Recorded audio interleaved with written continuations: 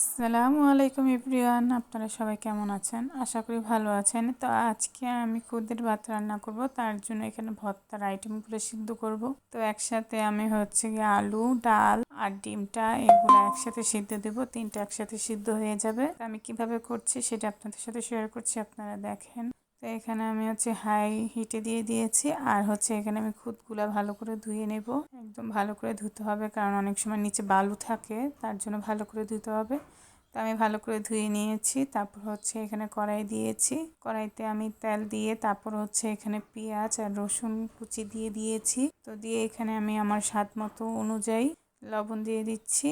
তারপর এখানে আমি একটু হলুদ দিয়ে দেব। বেশি কিছু মশলা দেব না, এগুলা দিয়েই তারপর খুদটা দিয়ে দেব। খুদটা দিয়ে তারপর ভালো করে লাড়তে হবে। লেড়ে একদম পোলাও চাল যেভাবে ভাজা ভাজা করে ঠিক সেভাবে ভালো করে ভেজে তারপর আমি এখানে গরম পানি দেব।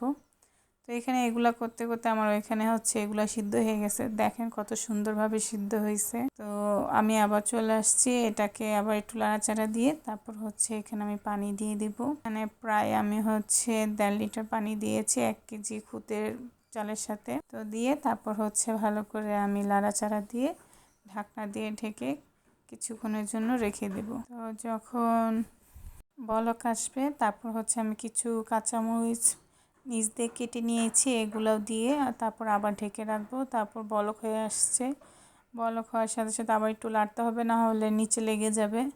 তার জন্য একটু পরপরই ঢাকনা উঠিয়ে উঠিয়ে লাড়া দিতে হবে। তো আমি লাড়া দিয়ে তারপর ঢেকে রেখেছি। তারপর আবার একটু পরে এসে দেখি যেটা হয়ে গেছে। তো এখন এটাকে আবার একটু উল্টে পাল্টিয়ে দিয়ে দেখলাম যেটা সিদ্ধ হয়েছে কিনা। এটা পুরোপুরি সিদ্ধ হয়ে গেছে। এখন কিছুক্ষণ ভাপে রেখে তারপর খেতে চলে আসবো। তো এখানে আমি কিছু ভর্তা করছি, ডাল ভর্তা, আলু ভর্তা, ডিম ভর্তা আর শুটকি ভুনা। আর খেতে অসাধারণ হয়েছে।